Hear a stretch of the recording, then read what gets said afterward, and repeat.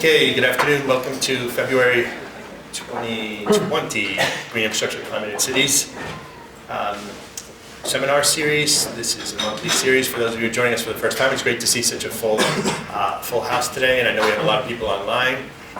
This is a monthly series that we've been doing since 2014, focusing broadly on the impacts of climate change on cities and green infrastructure writ large in terms of ways of adapting to it.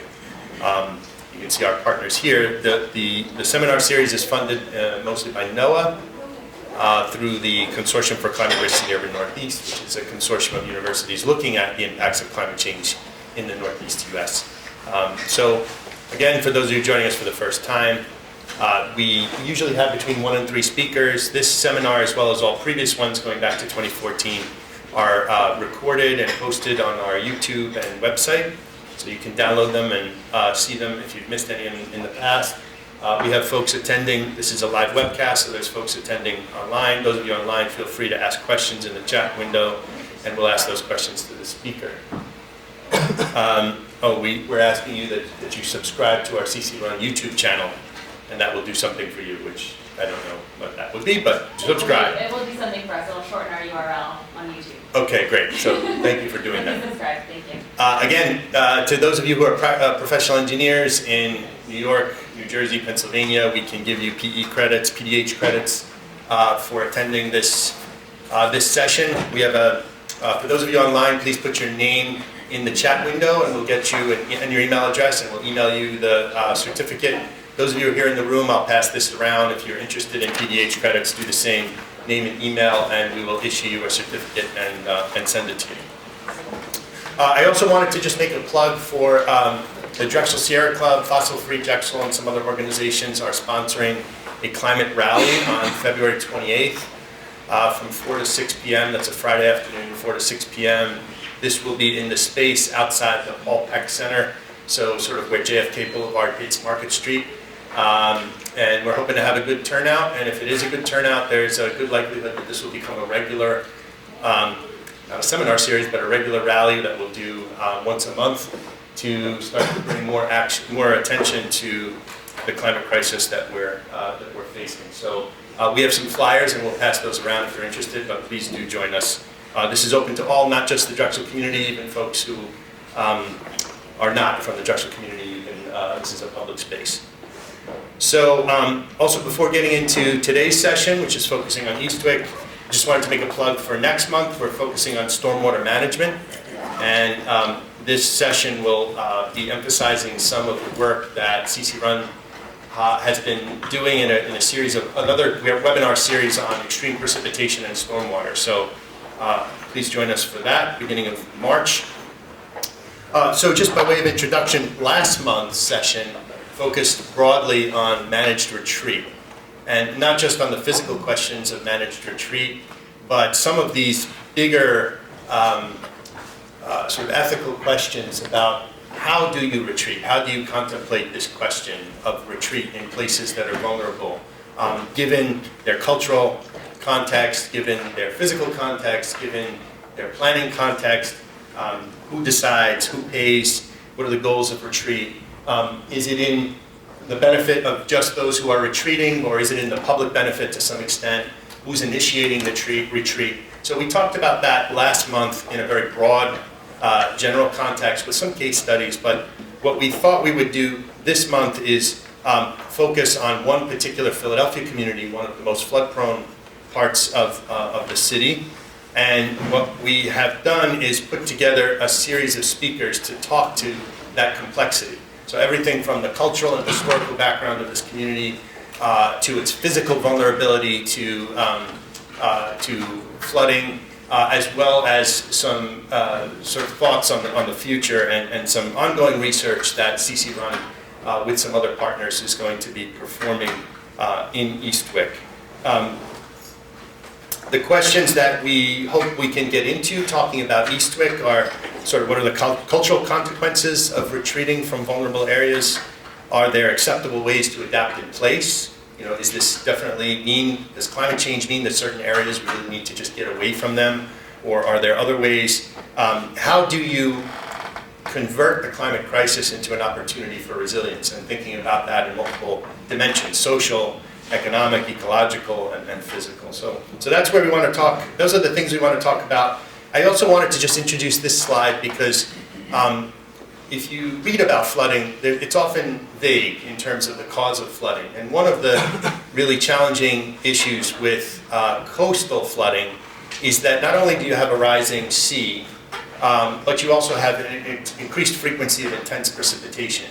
And to some extent, these things are working against each other. So if you build a bigger barrier to keep out the sea, you're also building a bigger bathtub that holds in the precipitation and the runoff that it's generated. So there's this question of compound flooding, and you'll see that this is a theme. Sort of, there are compound dimensions to this problem. And so with that focus, we put together a series of 4 speakers. So kicking it off will be Michael Nairn, who's a professor from UPenn, and he'll be talking about Eastwick from sort of a cultural perspective. Ashley DiCaro from Interface Studio will be talking about the planning dimensions, the planning process in particular there.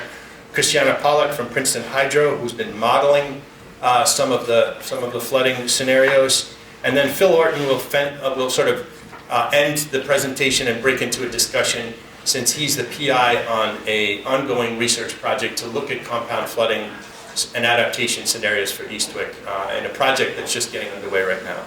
So with that, I'll hand it over to Michael, and I'll pass around these PDH credit sheets. So, I'm all the way on the right there. Thank you.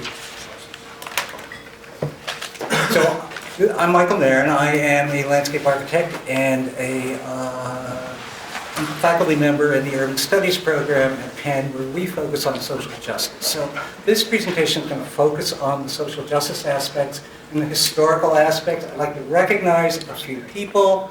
Before I start, Ross Pilling in the back, Keystone Conservation Service. We have worked for the last 8 years in Eastwick.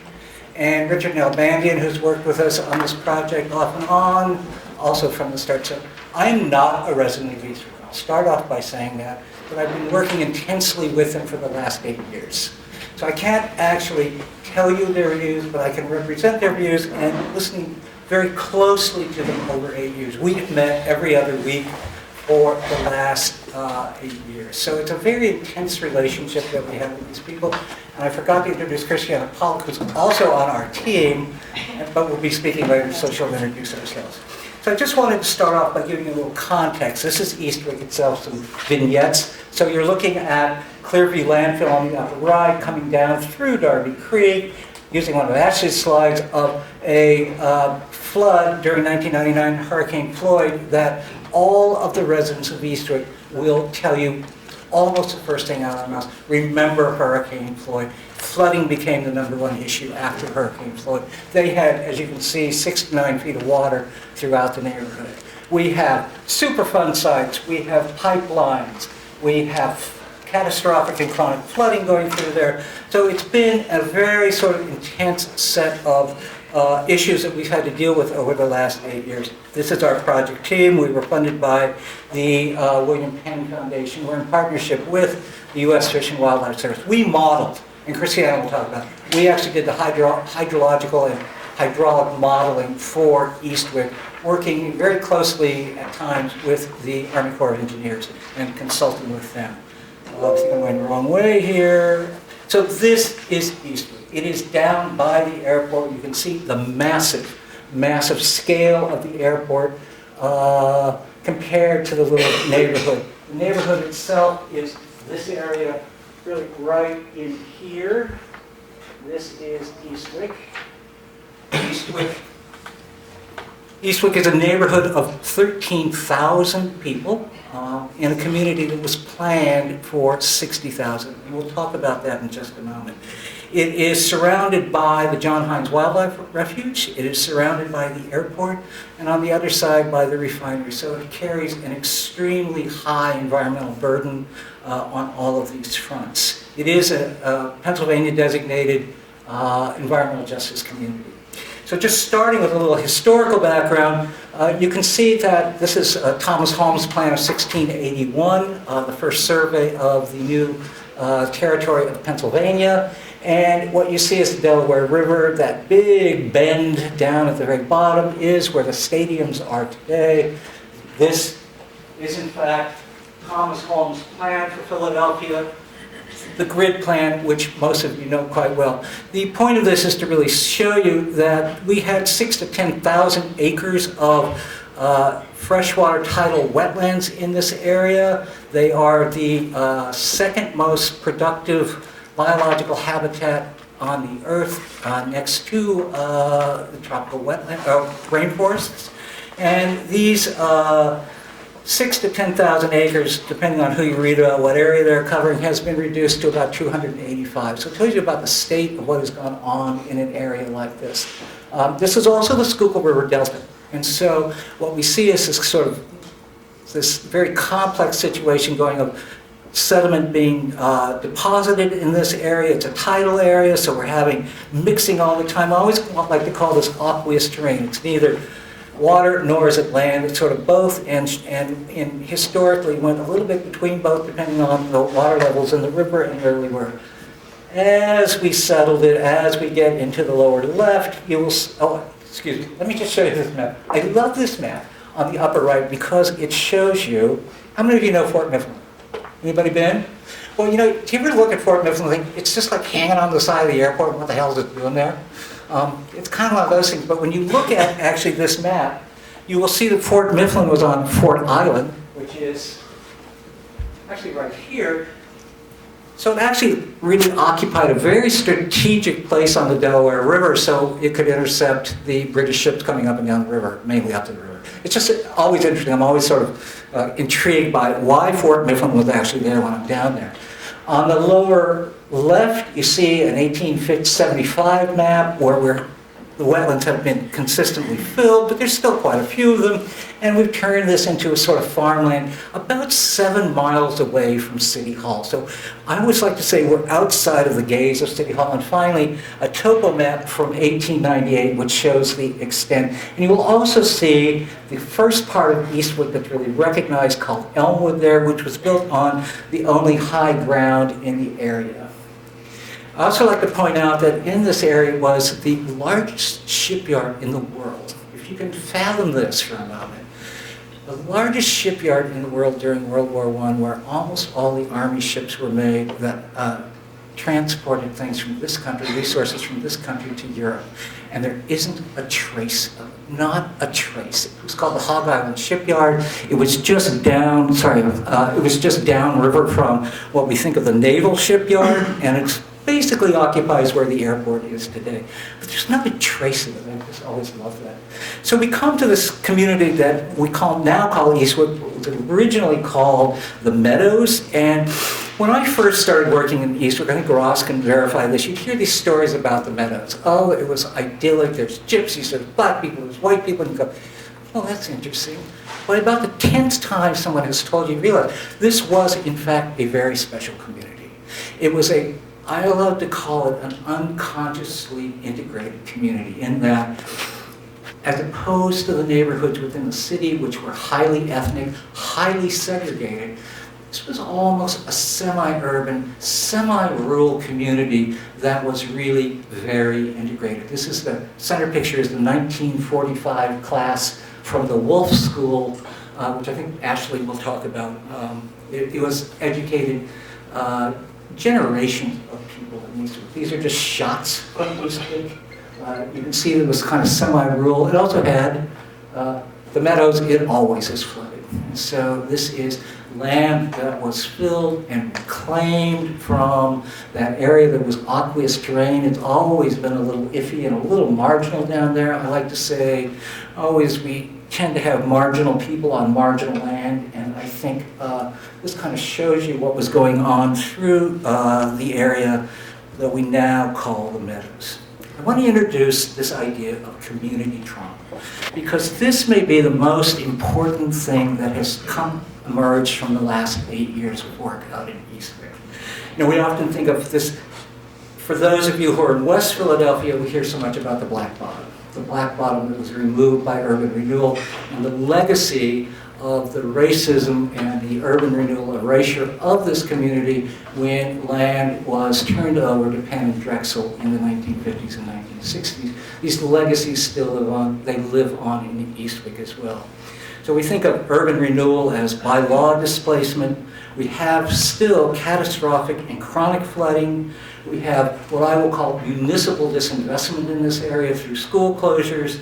We have sinking homes. We have one official Superfund site with two, actually has 3 units, one being Clearview, which I will show you, one being Fullcroft, which is in Refuge, the John Heinz National Wildlife Refuge itself. We have this very high environmental burden from the airport, from the refineries, and from I-95. Finally, we have something called wet lining, which I will explain, which is the rise in insurance rates that have come up in sea level rise. So we come, and I think this, I stole this from you, Ashley. This is the HOLC map, which we all get this from the archives. This was the Homeowners Loan Corporation, which came through and graded all urban neighborhoods in 1937 and 1938 under the Roosevelt administration.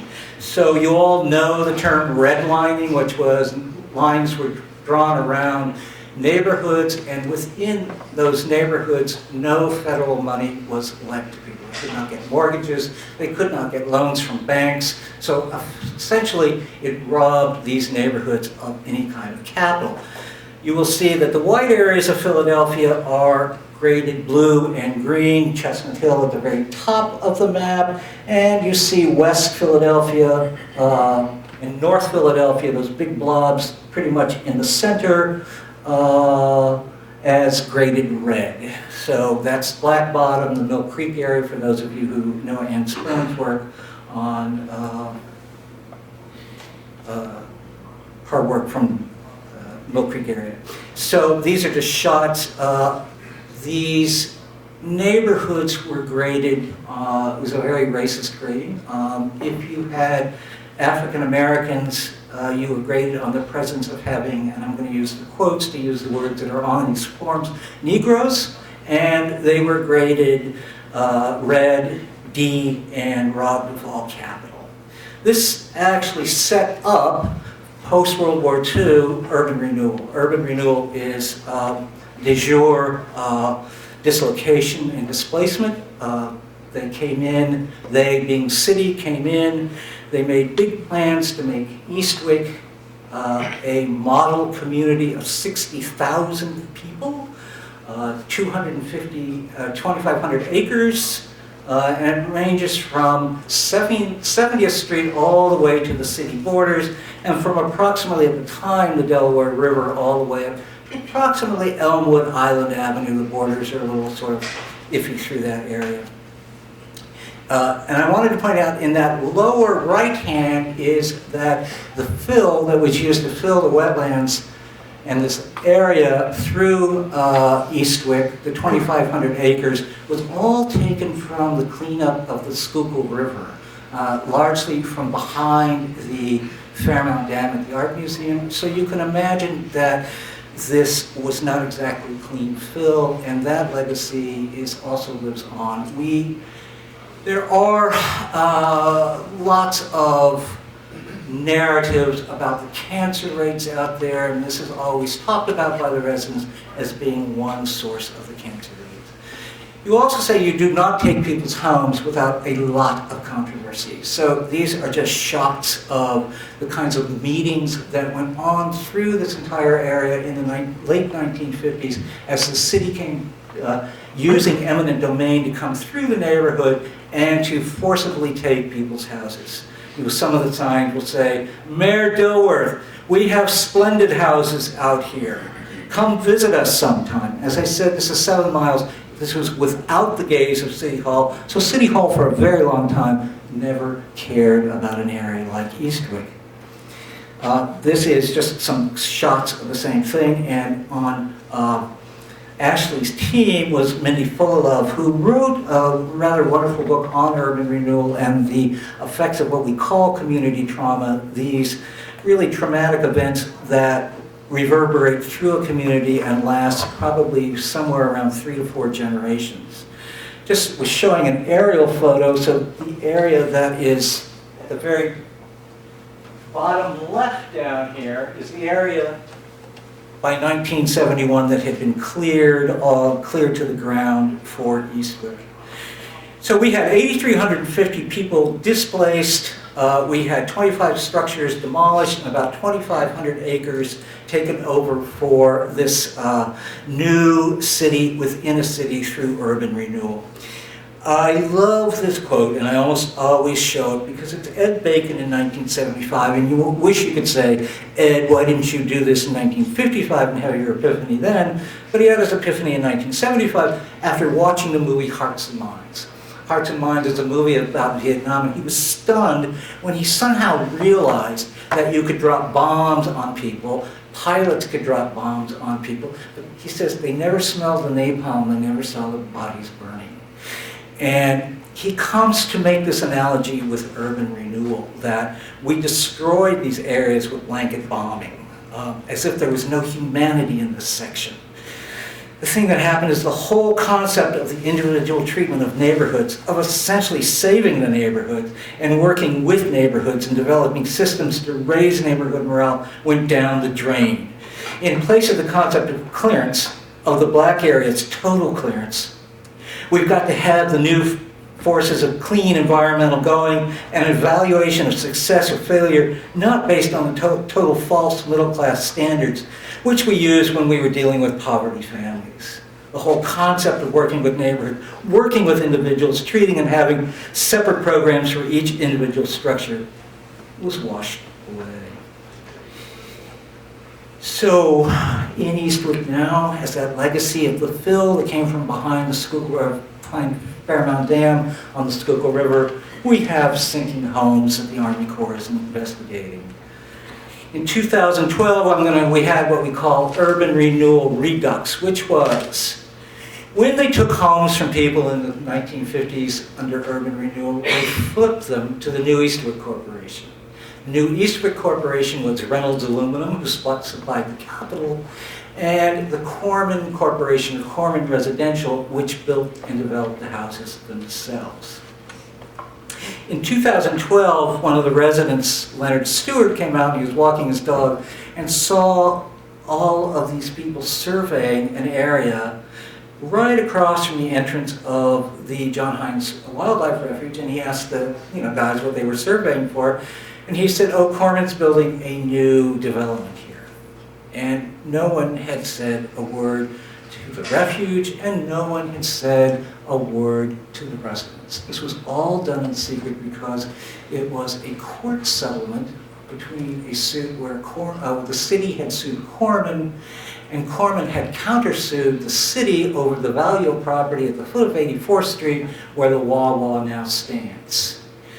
And the settlement was that Corman could have 37 acres of this to build 733 new units of housing, and the airport would get the remaining land, somewhere around 80 acres, for unspecified uses. As you can imagine, with this legacy of urban renewal living through the 50s, this just came right back to haunt everyone. So the neighborhood organized, they stood up. Ross is actually one of the very first organizers. Amy Laura Kahn helped, and the neighbors got together and stopped this particular development. I have to tell this story because our council person in here is Kenyatta Johnson. You may have read about him in the news this week. Unfortunate news, but he had just been elected, and he had won the whole district by 86 votes. And Anna Berna, who had retired, who had been city council president for 1,000,000 years, and I mean that, had just said, oh, it's fine, everybody will support this, just do it. And he was shocked when suddenly the whole neighborhood was raised up in opposition to this new development that Corman was proposed. So the next really community legacy, community trauma is around toxic waste. I've explained that we have a Superfund site there, Clearview Landfill, operating on Unit 1 of the Lower Darby Creek Superfund site. And it's kind of surprising when you realize, of course, that you would build a neighborhood that is not just on, but adjacent to a toxic waste dump. This was a municipal dump. It was, by standards. When it was formed, it was at the edge of the city, but still, the city comes through, the redevelopment comes through and proposes to put houses backing right up on this landfill. There are stories that we hear all the time about the cancer rates in Eastwick, about little kids who went up the hill onto the Superfund site and 3 days later came down in a coma and died. But the state epidemiologist came through and said, oh, no, you don't have the cancer rates that are higher than anyone else. Even though now that the EPA, which we are now in the remedial action, which is the actual reconstruction of the Superfund site, has removed the soil up down to about 3 feet in many of these houses surrounding Clearview landfill. On the upper left is Earl, who should have been here today, but has some RFP work that's a request for a proposal on a couple of projects that Ashley will tell you about that the neighborhood is very concerned about, and they are all have been obsessed through the last couple of weeks on this. We also have this catastrophic and chronic flooding. This happens to be from Darby Creek, which Christiana will explain to you. We are on the downs in the upper parts near Clearview landfill. We are in fluvial downstream. In the rest of Eastwick, we are in the tidal zone.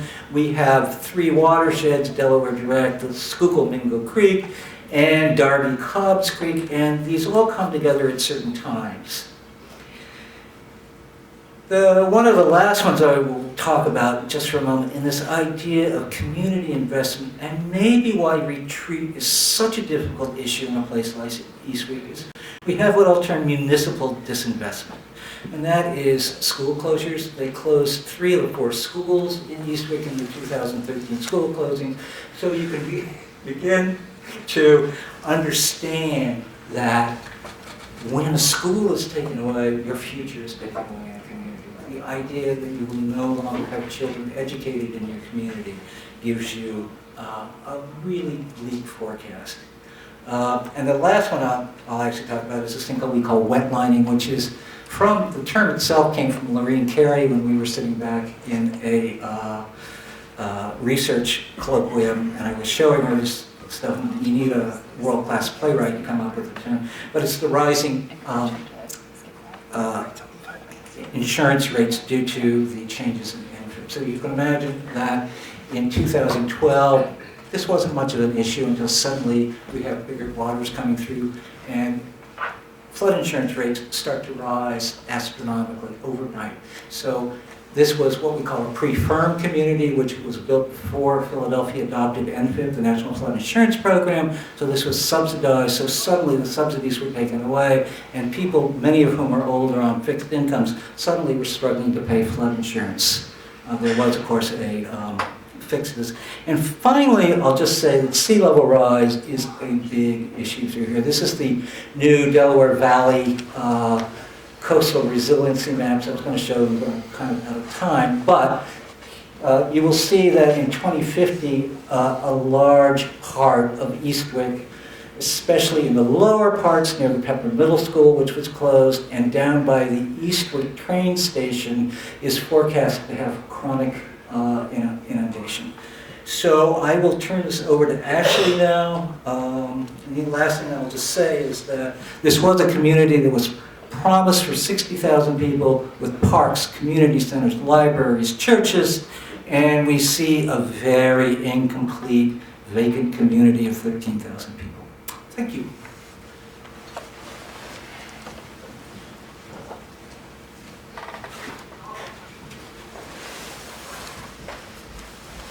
Hello, everybody.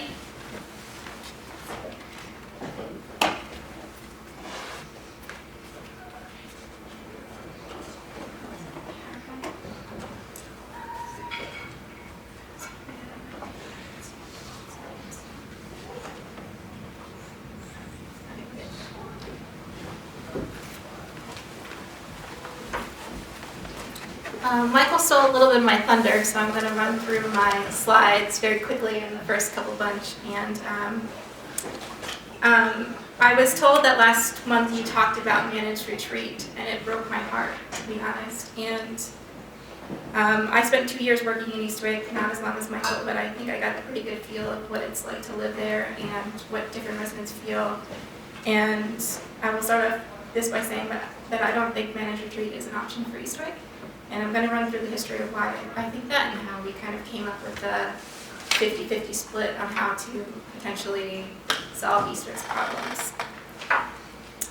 Again, I'll just run through these really quickly because Michael did a good job of covering the context. But Eastwick is in southwest of Philadelphia, right across from the International Airport. I tried to integrate a bunch of quotes here that were told to us by different interviews that we had. We conducted 42 different interviews with different stakeholders in Eastwick throughout our process. And because any residents couldn't be here today, I just wanted to make sure that their voices kind of came through in this presentation. But like Michael said, this was an area that was known for flooding throughout the 20th century. It also experienced redlining. I love this title of this news. This was taken from the Temple Archives. It was a news article that says, "News flashes Eastwick again," which is kind of this constant flooding always happening to this neighborhood. And by the 1950s, city representatives believed that this area was underutilized. They pointed to low density auto junkyards, burning garbage dumps, and open drainage canals that populated Eastwick, and they designated the area as blighted. And when you work in Eastwick, the term blighted in this kind of characterization is a trigger word. I think that it was used to call this area that was, as Michael said, very well populated, but very well loved and very integrated. And they kind of use that excuse and kind of use infrastructure issues to say that we need to redevelop this area. So this is kind of that plan superimposed on our maps. The development was to provide new housing for 45,000 people, complete with schools, parks, commercial, and industrial areas. And like Michael said, despite years of opposition, the plan moved forward. In the end, they acquired almost 5,800 properties, and they relocated 8,000 residents. And he also stole this slide, but they ended up bringing 15 million cubic yards of fill into the redevelopment area. But due to numerous engineering and design challenges, it was too expensive to actually complete the plan that they started. So in the end, only 4,200 new housing units were constructed, along with 2 new schools, the Penrose Plaza Shopping Center, but the full vision was never realized. So this is an aerial trace that I did of what it was in 1945 before the redevelopment plan. This is a map of what was supposed to happen in 1957 of that red drawing I showed before. And this is what actually happened in 2018. So our kind of charge was to help the neighborhood think about those yellow areas that were now vacant and were once a thriving community. And I really love this quote. Again, I'm going to kind of read through these quickly, but this city sold a bill of goods they never came through on. It led to many different issues that have not been rectified at all. Not one. And so it is my hope that the city will take a new, fresh look at what needs to be done, but never ignore how we got here in the first place. So again, we were kind of charged with thinking about planning for each of these 3 sites. It was really hard to get the residents to understand exactly how big this is. It's 190 acres, which is about half the size of the Navy Yard or FDR Park. And you could fit 30 Rittenhouse squares in this area. So just a little brief history of who lived there today. These are just numbers for the lower census tract, so they're a little bit different than Michael's, but our current planning area, there used to be 3,600 residents, and now there's 2,400, so it's 67% of the residential population that used to be there. And like Michael said, this neighborhood was fully integrated, so you can chart the demographics over time. And after the 1957 plan, it really ruined the characteristics of this integrated neighborhood, and it's now mostly African American. And just back to that term blighted, I get really angry when people talk about this area as kind of disadvantaged. I would not describe Eastwick as an impoverished community. In fact, there's only 9% of the population in the lower Eastwick tract that is experiencing poverty. And the median household income is mostly above the city average. That little census tract, 39%, that's mostly due to a low-income housing project that's in the area. And before I started this project, the head of our steering committee, who's an Eastwick resident, told me that Eastwick was a fiery bunch. And I always really loved that description of them because they are really charged. And this was a photo of from my view of our very first public meeting. Everyone came armed with signs demanding resources for their neighborhood. So again, quickly kind of glossing over what Michael had described. This area is within the 100-year flood zone, and it does suffer this threat from sea level rise. You'll see in the lower right corner the kind of max production covering all of the cover school site and a lot of the 128-acre site. Eastwick has these really wide streets that were constructed as part of the urban renewal plan. You can see in the top some comparisons to Broad Street and JFK and Market Street. All of these streets in Eastwick, these like large boulevards, are way wider than that, almost twice the size. So we think that there's a lot of room to improve that situation. And those really wide streets create these barriers throughout the neighborhood. So 84th Street really does act like a divide. And all the neighborhood residents kind of call these little pockets of the neighborhood by these different names. Oh, and just an interesting thing about this map, everything that is in pink is old Eastwick, the old kind of footprint of buildings that were existing before redevelopment. The legacy of urban renewal, you can kind of see it by these dead-end streets in the neighborhood.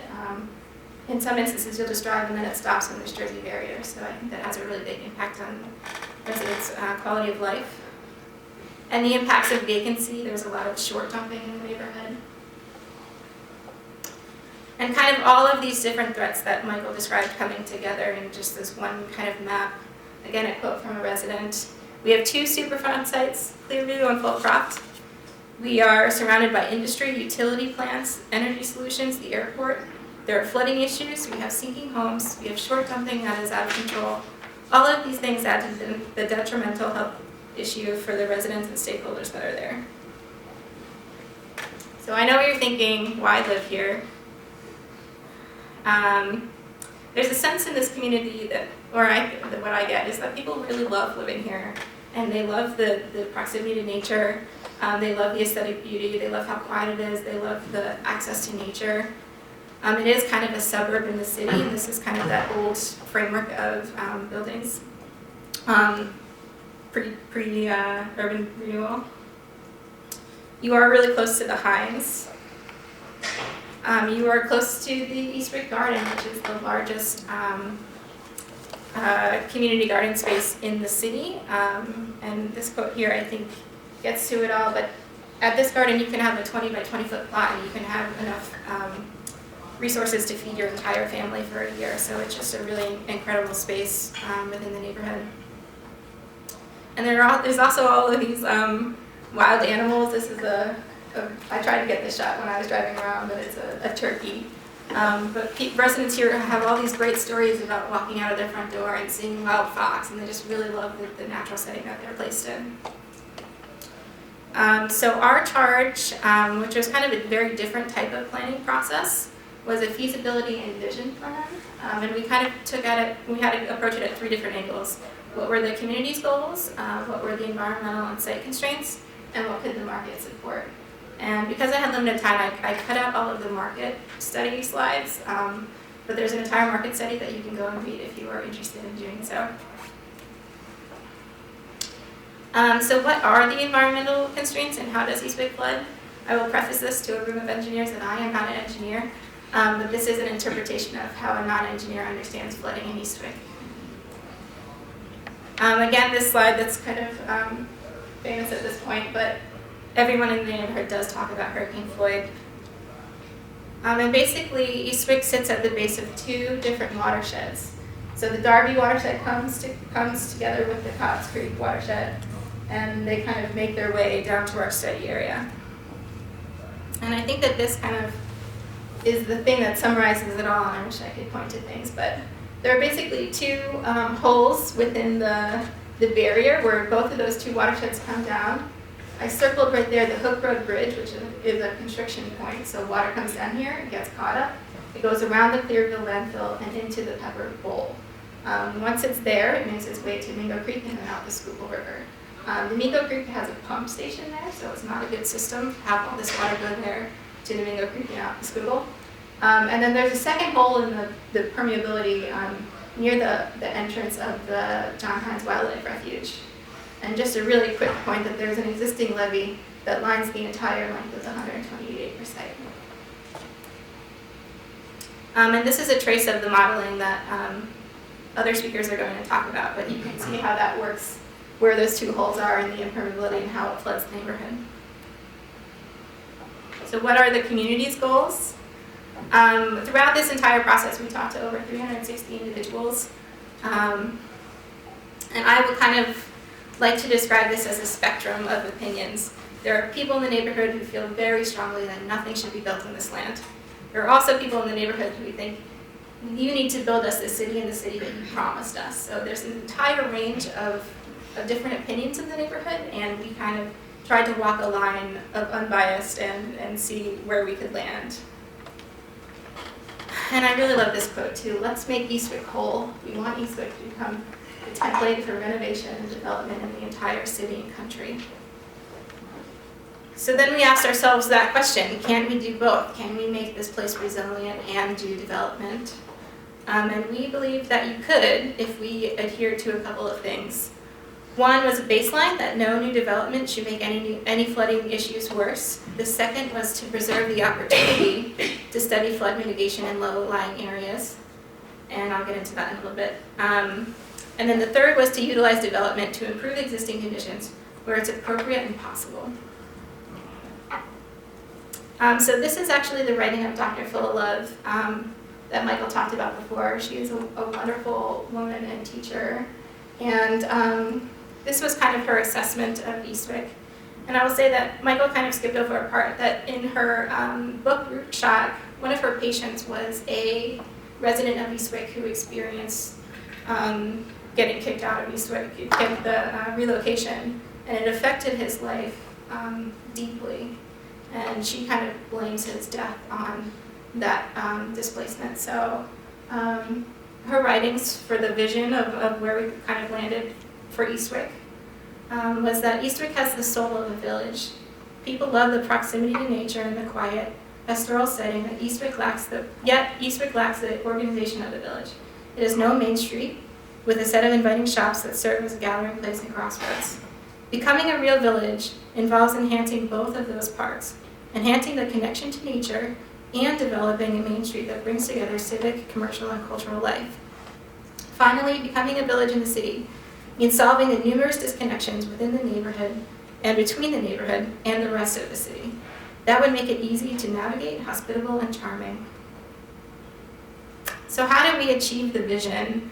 And I know that there are a lot of great thinkers in here that have a lot of different opinions. But we were kind of thinking about this in a very practical way.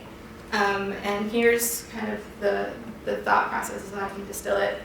That open space does help to address flooding and provide amenities to residents, but requires money to build and maintain.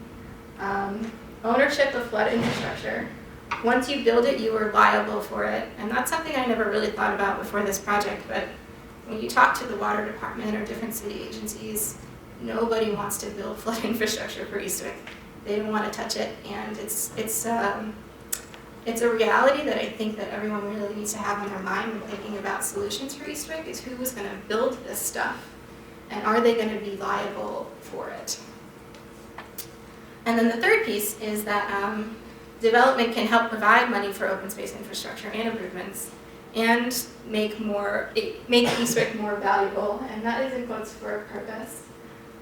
There was a sad but underlying theme kind of coming from the Army Corps that, I'm going to try to phrase this politically correct, but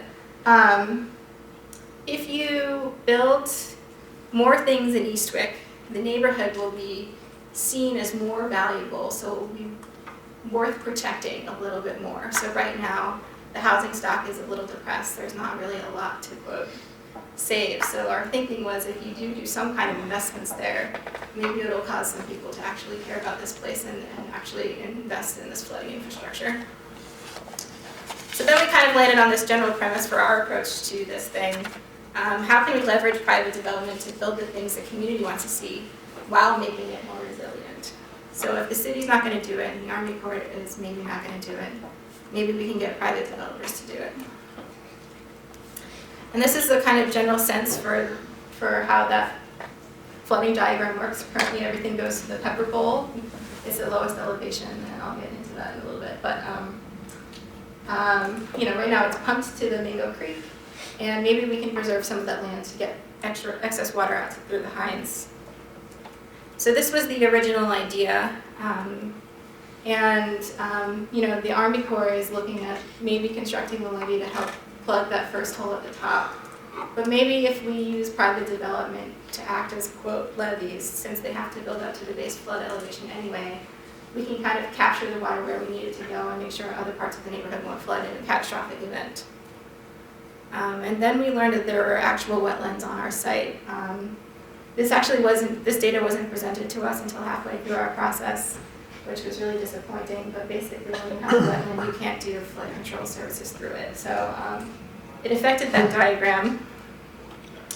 And so this is where we landed. It's kind of the next step of that thing. Where can we have that main street that can be this central development that would tie the neighborhood together, as Mindy gracefully talked about? Can we reuse the Wolf School as a community hub and relocate the fields close to it so it really does become this community asset? Where is the place that we would put jobs in the neighborhood? And how can we kind of complete those dead-end streets with the Jersey barriers to do a light amount of infill just to round out the neighborhood? And I don't even know that this is kind of that drawing taking to the next level of the actual extents of that development boundary. And this is kind of what a potential development scheme would look like. This is showing senior housing on the corner of 84th and Lindbergh, pushing development up against 84th Street and utilizing the higher elevations along there to have that kind of mixed use feel, redeveloping the Wolf School site and having some kind of job center down there where it's appropriate. I will say that the head of our steering committee, Terry, was very interested in having a large growing cannabis operation in Eastwick, so we think that might be a perfect site. But we had to leave this menu of options open, and as someone who studies sustainable design, I truly believe that if you think of these things in the best light, they could really help enhance the neighborhood. So at the end of our process, we think that we ended on a pretty good note. This was an article on Plan Philly, but it was a really good momentum, and when you talk about that idea of doing both, we thought it was something that the residents really captured and took hold of. And just kind of where we landed on that spectrum overall. Our drawings are shown with those orange boxes, 87% open space, which is about 127 acres. And if you break the sites out individually, they all have a different recommendation depending on their current elevation and location in the floodplain. But for site 1, the 128-acre site, which is not 128 acres, but that's what the residents call it, that's about 60% open space. Currently as drawn, site 2 is 35% open space, and that's that corner that has the highest elevation. And site 3 was the Pepper Middle School, and that's about 83% open space because all the water goes there. We wanted to maintain that flood capacity as much as possible. And this is maybe my favorite quote of the whole project, in that we did a presentation to city officials after talking about that split of this being mostly an open space recommendation and why. And the city officials asked our landscape architect, you mean you can't develop all of this land? And he said, I mean, we went to the moon. So the idea being that we could do anything. This is America, and we can do these great engineering feats. Should we is the question. I think that we landed in a mostly open space agenda, but we could do it if they wanted to. And so this is my last slide. I have a couple of personal pleas. Again, given the history of eminent domain in this neighborhood and its massive failure, I think that relocation is not an option. And with all the brain power in this room, I think that we should all be working to figure out a way that we can truly do both and make Eastwick whole. I think that everyone should really consider who can implement these ideas. If it's not private development, maybe it's a university partnership and they need a new arboretum, or maybe we can petition the Army Corps to take things a little bit more seriously.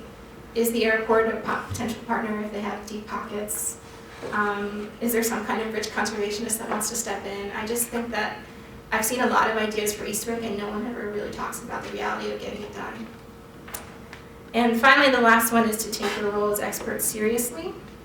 And I think, again, this goes back to all of these all open space agendas from a lot of experts or engineers in the neighborhood. A lot of people do want to see some kind of development, and how can we make that happen? And can we be balanced and objective when presenting that information to the neighborhood? That's it.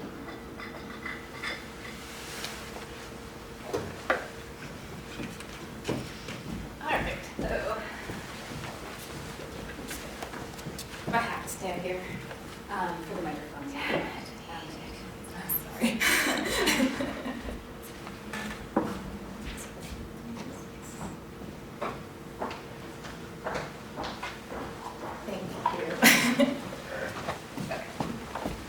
Try to get away. I don't like standing in front of the podium. I'm also short, so that doesn't help. So hello, my name is Christiana. I'm presenting a project more on the hydrology and hydraulics analysis of the flooding situation going on in Eastwick. So I'm taking a little bit more of an objective perspective. I come here, admittedly, I'm an ecologist and hydrologist. I'm not an engineer, but many people think I am. So I can say invert, you know what I'm talking about. So I come as a hydrologist, ecologist. I'm also a certified floodplain manager. So I teach floodplain management all across the state of New Jersey for the state. I'm very familiar with FEMA regulations. I also participated in one of the first restoration of buyout properties in New Jersey. So New Jersey with Blue Acre programs that actually, it's a volunteer program where there's money to purchase homes from owners that are willing to sell it. They're tired of the flooding situation. And so we have a mechanism to give them an out. And so one of the projects that I worked on, we had a whole slew of properties joined together, and we actually restored it back to floodplain. So it was the first project in New Jersey of that nature, where we restored about 2 to 4 acres of floodplain, Trinity Rock floodplain benefits back to the community. And the residents in the neighborhood were always kept up to date on what we were doing. And so we just finished construction actually in October. So I come to you as sort of the modeler, but also a lot of experience working with floodplain management and the realities of it. I worked on this project with Michael and Ross Pilling, and really does this work? Oh, I think you have to use a laptop. Working on the Eastwick neighborhood, and I'm going to focus on what was referred to as the planet streets and less on the planning process that Ashley spoke of. So just to give you context again of where we are, we have our site, which our neighborhood is sort of the area in yellow. We have Darby Creek, Woodcox Creek, we have Schuylkill River, we have the Delaware River. Understand your hydrology is the first point of this slide. We are surrounded by a lot of water bodies and very big water bodies. And not just big water bodies, we're at the bottom of the watershed of all of those. And we're talking the Delaware watershed goes all the way up to New York. These are significant in size. So we're dealing with a massive amount of water. So if we zoom into our community, so the planet streets is right here. Planet streets are right here. And these are the areas that are most often flooded. And so when we're talking about mitigation and kind of flood risk reduction, there's a whole slew of strategies you can pick. You can pick what we call non-structural options, like zoning. Mostly in floodplain, you only want to zone parks or open space because you're reducing the risk of anyone living in those properties. You can also have on-site mitigation, so elevating homes if that's permissible. There's also managed retreat or buyouts. So a lot of people hear the word retreat and cringe, but if you want to talk about buyouts, they're voluntary. That is the single-handed best way to reduce flood risk because you're taking people out of the floodplain. You can also alter stream dynamics. And for our project, we focused on stream dynamics because there were a lot of questions in the neighborhood about, well, we have this landfill, we have this, we have that, that's what's causing our flooding. So we wanted to get to the heart of that a little bit more and start to answer questions. And so when we look at stream dynamics, there are a handful of constrictions that we're looking at. Ashley mentioned the Hook River, or the Hook Bridge, which is actually the least of the worries of the entire community. So the first one's the confluence of where Darby Creek and Cobbs Creek meet. And to give people an idea, I'm going to use some sort of transportation analogies, but think you have two highways merging together into one lane, and you're naturally going to have a backup in the cars as you would with the water. And at that confluence, it's very high elevation, it's right behind the confluence, so there's very little places for the water to go. So it backs up and then it finds the lowest elevation it can to get out of the channel. We do have the Hook Road construction, or Hook Road constriction, that's 84th Street. And so anytime, using the road car analogy, if you're driving down a road, there's 2 lanes, you're going down to 1.5 lanes. Again, you're gonna see a change, you're gonna see a backup. And we call that backwater or back flooding. So that's what's happening at the Hook Road constriction. Now, the elephant in the room is the landfill. While it looks all nice and pretty and vegetated, it's actually about 80 feet higher than the stream bed. We call that basically a disconnection between the floodplain and the channel. Not what you're looking for. Anytime you're talking about stream restoration, you want the stream and the floodplain to be connected because that's how a stream functions and it allows water to go into its floodplain. So we have this huge constriction, so 80 feet high, that water has nowhere to go. And so that in itself is creating a significant backup. And what's happening, where that red dot is, that's the low hole, and Ashley showed that in one of her figures, the hole where the water goes. So all this water is being backed up for multiple reasons, and that's the outlet point it's finding, because that's the lowest elevation. So elevation drives the movement of water. We know water moves downhill, it's going to find the lowest point it can. So that red dot is where the water is going during a riverine flooding situation. So what does the flooding look like? This is the FEMA 1% floodplain.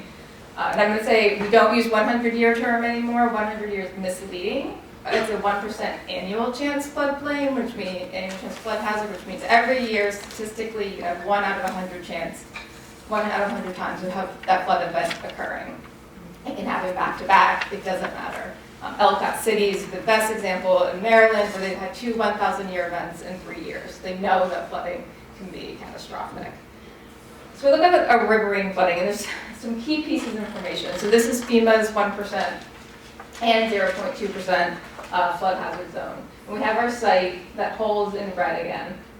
You have the hatched area, that's your floodway. Do you guys know what a floodway is? So it's the area that needs to remain open to permit passage of the 1% storm. It's very, very sensitive to any kind of development. It pretty much, if you try to build in it, it will exacerbate flooding everywhere else significantly. So you really try to stay out of the floodway. And then we have the blue, that's your 1% area floodplain. The squiggly lines there, you have elevations. Those are what FEMA calls your base flood elevations. Now what's interesting, that's a riverine setting, because I can tell by looking at the squiggly lines. So it's a fluvial system, they're looking at precipitation coming down. We move to the right, we have sort of, it's a zone AE, it has an elevation below it. Now we've moved into a coastal system. So you have a riverine up here, you have a coastal over here, so that's really from the Delaware. And then in between it, it says zone A, and that zone A literally just means approximate. FEMA says this is approximate, we didn't study it, we don't actually know what happened, we're not sure where the water's coming from, but it's a floodplain. So that's what we're dealing with in this community, is a riverine side, you have a coastal side, and then I'm not quite sure really what's happening perspective. So that's FEMA. FEMA's looking at big storms, 1%, primarily precipitation events. Then we'll move to NOAA. NOAA's looking at hurricanes. And so the slosh model, you're looking at sea, land, and overland surge directly from hurricanes. This is an inundation from a Category 2 storm, and you can see your flood depths range, less than 3 feet all the way up to 9 feet. Our community is where the little black dot is. because we're not talking about Riverine, you don't have the same amount of flood extent because now water is coming up from the Delaware through the Darby. But it gives you a sense of how much of the area could be inundated in the event of a hurricane.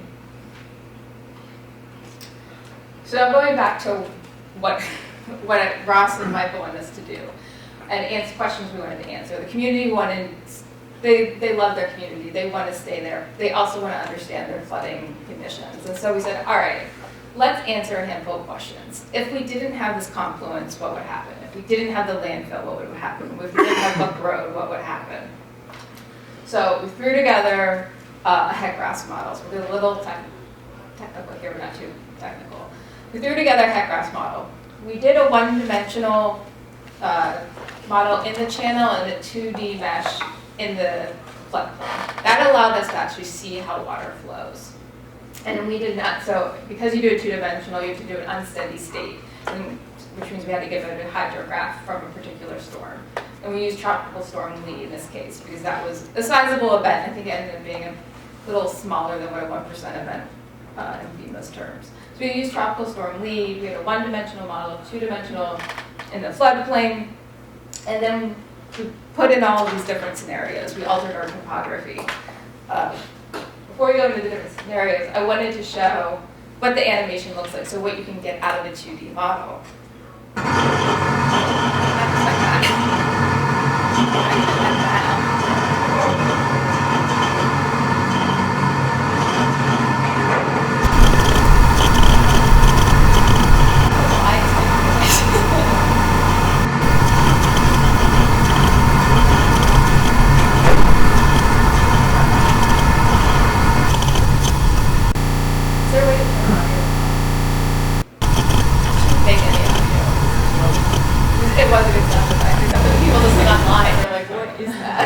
Is there another one? There will be one shortly. Okay, yeah. Okay, so hopefully you weren't distracted by the noise. You can see how water flowed, and everything originated at, I played it again for us, but it's good. Do you want to play it again? Yeah. Oh,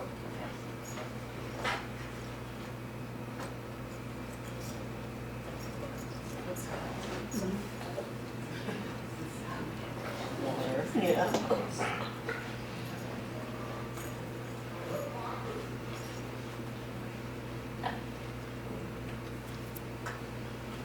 yeah, okay. Thank you. Yeah. All right, so you can see where water is originating and how it's moving through the neighborhood, moving through to the lowest elevations, and then eventually it sits. All of those green lines are cross sections that we had to put into the model. But it's a great animation to show people how water is flooding. So we had a handful, so start to introduce compound flooding. So we built this model, and we wanted to look at both fluvial influence and storm surge, because that's what's often lost when you're talking about these communities that are having flooding issues from both sides. It's not, you can't just address one or the other. You're going to have both. So we used our Tropical Storm Lee hydrograph, and we put in the surge from the FEMA 1%, which is actually about elevation 8.6 MABD 88. Because we wanted to see some of this as the baseline. We sort of needed a control to understand how our proposed strategies might help. So you have your FEMA, and then you have your slosh surge. In the slosh, remember, is the NOAA model. That's your one. In this case, we used a Category 1 storm. The reason why we used Category 1, that's about a 1% annual chance of happening in this region of the country. The likelihood of Category 5 is so minimal, and it's so high, of like 15 feet of water. It's just overwhelming, and you can't really plan for that type of event. So interestingly, the FEMA surge was actually a little bit higher in elevation than the slosh surge. But either way, you have flooding. And so in this case, we set the downstream boundary condition to what those surge elevations would be.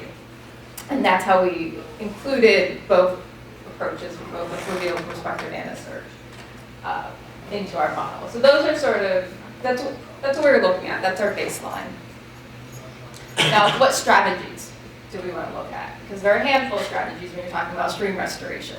So the first one, we look at the pinch point floodplain. And so right at the confluence, that's what we call the pinch point. And we said, all right, what if you had a little bit of a floodplain bench, which is somewhere where floodwaters can flow to. It's kind of like a valve on a pipe. It just lets out a little bit of the energy in the system. So if you regraded the area to what is reasonable, you don't want to take over anyone's houses, but if you open up that floodplain, will that help release some of the backwater that eventually floods? So that's one scenario. The second scenario, the channel floodplain restored. So I talked about the landfill, which is a massive beast there. So we said, all right, it's kind of impossible to move the whole thing, but what if we just cut off like 75 feet, we cut into the landfill about 75 feet and created somewhere for the water to go. So if you're driving and you're in 2 lanes and suddenly there's a 3rd lane, everyone starts to move a little bit faster, you don't get the backup. So that would be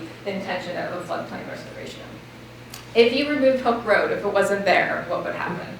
And then for the landfill, because that's one thing we've heard from the residents over and over. The landfill is what's causing our flooding because it's creating this constriction.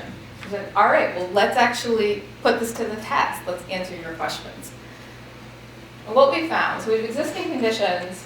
Existing conditions would be the tropical storm Lee without any of our strategies implemented. And then the proposed conditions. So this is the pinch point restored. So if what we did was actually regrade the topography in our model. So if we regraded it, how would it decrease flooding? More or less, it didn't. It didn't make a big difference. We're talking about so much water, it didn't help. So then we looked at the second scenario. If we increased the floodplain into the landfill, what is that going to do? Again, you don't see a big difference. Again, think about we're at the bottom of the watershed. There is so much water in this system. It's just impossible to manage it all. Again, we removed Hook Road. It did virtually nothing. I think the bridge itself is actually an open span, so in itself it already conveys a fair amount of water. You don't have a lot of backflowing from it, so not a big difference. It's interesting. You remove the landfill, and suddenly we've completely altered our flood dynamics. I have an animation. Let me put it on mute.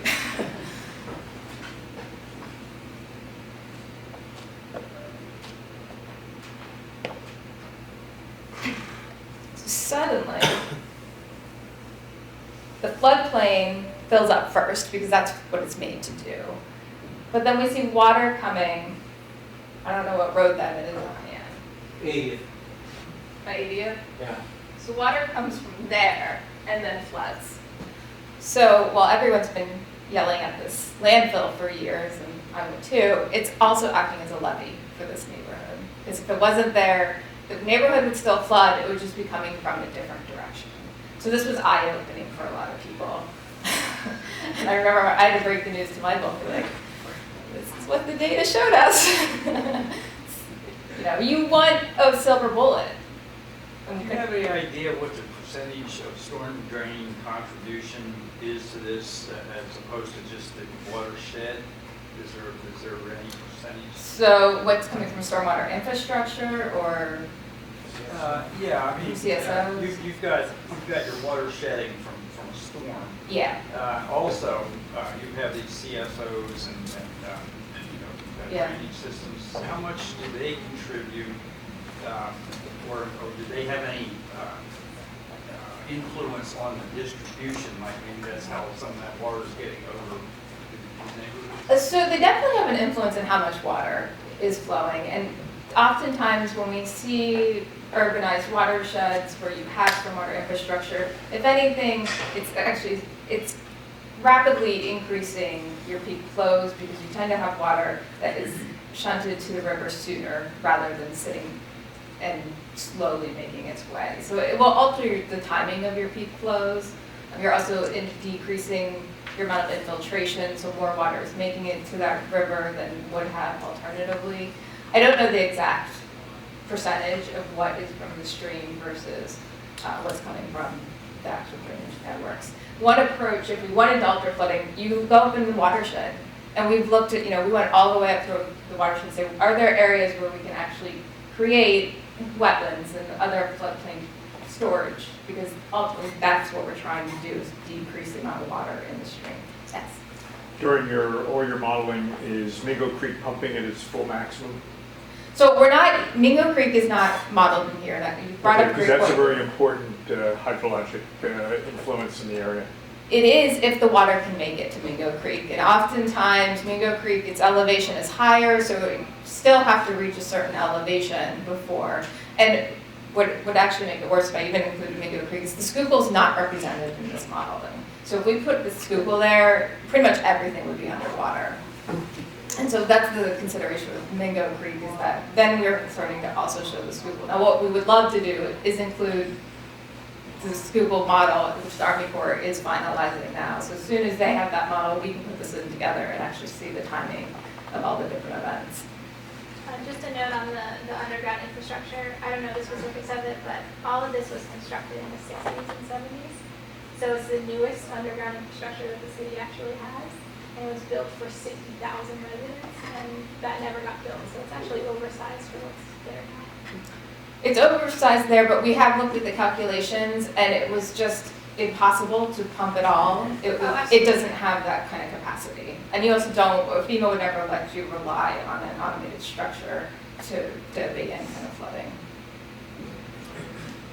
So that was, like I said, so when we went through all these options, and we were just like, wow, there's nothing we can do with stream dynamics to alter the flooding here. And so, that was our conclusion when we were walking away from the study.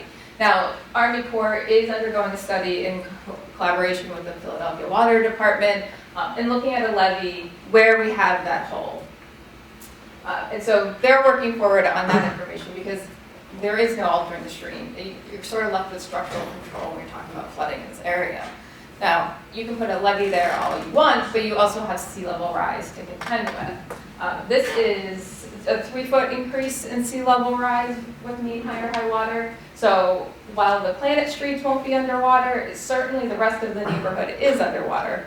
Now 3 feet increases in line with New Jersey just came out with guidelines for sea level rise just a couple months ago, and that's in line with about the 2100 time event with a high emission scenario with a likely probability. So it is likely, and it's something you have to think about. If you address fluvial, you still also have to address the sea level rise that's part of this project. And that's what makes this a challenging neighborhood, is because they have all of these flooding sources. And we said, I didn't even include the Schuylkill in here. That's a massive body of water. So, what it came down to, as it comes down to me, and I'm a lot more objective than the average resident living there, is that this is a floodplain. Neighborhood is circled in red there, and this is the same graphic that Michael showed. It's been a floodplain. It's always been a floodplain, and it will continue to act as a floodplain. You just can't change that fate about it. And so, that's our takeaway. And so from that, you need to know that information when you're talking about planning a community and how to move forward, because there is an inevitability to what's going to happen with flooding. And with that, thank you, and then we'll switch to... Yeah, we have one more presentation, and then we'll open up for discussion. Phil, are you there?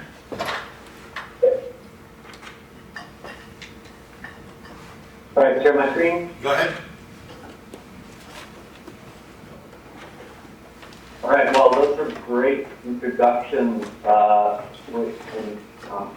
Already an incredible study that Philadelphia Water did there, and also the low resource public land study. We're new to this, at least I'm new to this, relatively new. We have a study funded that we just got underway, and preliminary work done under CP Run and past years with Bronco. And so this is the project team, including Philadelphia Water, OPI level, and it's funded by the preliminary work done under the climate application program. In addition to the so this is the project team, including Philadelphia Water. So I'm just going to introduce this project, which is getting underway, and as one more. In addition to the sort of seed funding that came from CC1 in our initial effort. So I'm just going to introduce So the the topic, project, the title is Compound and Fluvial which is Coastal getting Flood underway. Climate Adaptation and One Transferable more Framework of Engagement Modeling. future that builds upon these prior studies. And so it's So the talked topic about it being title is transferable Compound because we're Fluvial Coastal kind of Flood looking and Climate beyond, Adaptation, a transferable beyond the framework of Eastwick engagement Riverine modeling and something that deals with this national or even global And so problem it's of talked about it being so transferable the because motivation we're is for trying to locally look the even Eastwick is beyond- at risk of flooding from even storm beyond the- rainfall and compound flooding from the two. This problem National of or even global compound flooding from two flooding. sources is inadequately considered nationwide, and flood risk assessment as shown Flooding by from the storm surge FEMA rainfall and map compound that, flooding you know, from the typically two. just have one flood source. And also in forecasting, NOAA is really working hard right now, National Ocean and Atmospheric Administration, to have forecasts that reflect both rain and storm risk, but they still don't have that in their forecasting for the most part. So it's well established that coastal floods are becoming more frequent, and it's also well established that the U.S. Northeast and many parts of the country with these terrible storms like Harvey that we've seen recently, So that it's well we've seen a established that substantial coastal increase in floods the intense rainfall coming during storms. Many parts of the Many country. cities lie at the confluence of rivers and estuaries, where you can compound flooding from the two sources. Rainfall. And yet little research has really been done on this topic.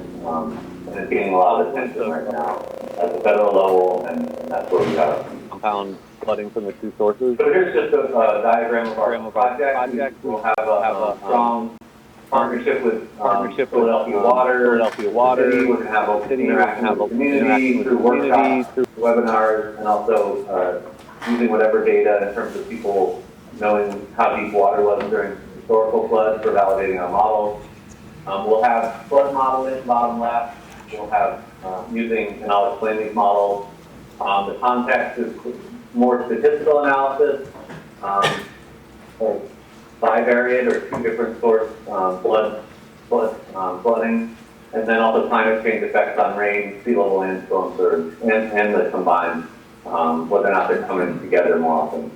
And the science team will, and then the last part, which maybe should be alongside those, is economics. We have a damage model so we can take it one step further, similar work to what we just described. Christiana will take it one step further to benefit cost analysis, which I don't think they did in their study. And so, like I said, this is sort of an early phase of our project. We're setting up a model, and we have a first workshop in June that'll help finalize the project plan, which we're just planning right now, and people will hear more about that. So, some more information on all these different components. Our preliminary plan is to use tide gauge data from Philadelphia for an offshore boundary condition. We also have a postdoc at Stevens, Fernando Pereja Roman, who got his PhD at Rutgers recently, who has a ROM, Regional Ocean Modeling System, ocean model of the estuary. So we do have the capacity to model the estuary, including its historical changes from dredging. That is part of his dissertation work. And also how sea level rise changes, tides, and storm surges in the estuary. We also will use a watershed and sewershed model, SWIM. Rocco will be working on that component of the project. And then grad student Vita will be working with me on two-dimensional flood modeling using HECRA for the watershed, the Eastwick area, and actually going upriver approximately to the head of tide, the two different observations. So you've already been introduced to Eastwick. It's just a land cover map and a land elevation map that shows, for example, the landfill site is very high down. Moving forward, the flood context is here. I'm referring to what was done in a preliminary study by Stevens working with Bronco was that we looked at sort of a mashup of Irene and Sandy, trying to get at this question of how important the ocean end member of the Delaware River tidal and storm surge driven flood is to flooding in Eastwick. So it was a merger of Irene and Sandy. But in this project, and so that's sort of the background work from a couple years ago with the initial model development that we had. But in this project, we're going to take it one step further and build upon the past work by Philadelphia Water and by our own work, where we do statistical analysis, joint probabilistic analyses of rain or stream flow and storm surge. Maybe also, and a major factor there, it's not just two variables, it's a third variable, and that is the timing, the phase dependence of the two. If the rain comes, well in advance of the surge and they don't meet up, then you don't have a problem with compound flooding. You just have two separate problems. But the evidence from storms such as Floyd suggests that they do have some overlapping problems. And then we'll develop a small storm test, so maybe 10 storms instead of just one or a few storms, in order to test our adaptations and evaluate future risks, including climate change, as I mentioned. So the climate change impact we'll look at are sea level rise, incorporating sea levels at different points of the century. Storm surge changes we can incorporate. A colleague of mine here at Stevens Institute, Reza Marsuli, just published a paper with Nairn from Princeton looking at how around the country, around the U.S. East and Gulf Coast, changes to hurricanes can worsen storm surge. It's something we all assume is the case. You hear about it a lot, how storms are getting worse. But there's been differing scientific findings. They found that in the Gulf of Mexico, the storm surge was a lot worse, but actually in the U.S. Northeast, storm surges were made only slightly worse by about 5 to 10% by worsening tropical cyclones or changing tropical cyclones. And so we could apply that as a factorial increase in storm surge. Storm preset works with these different approaches. I think this is an old version of the top. So we're not sure actually what the approaches are. We could discuss that more. We're open to different methods for that.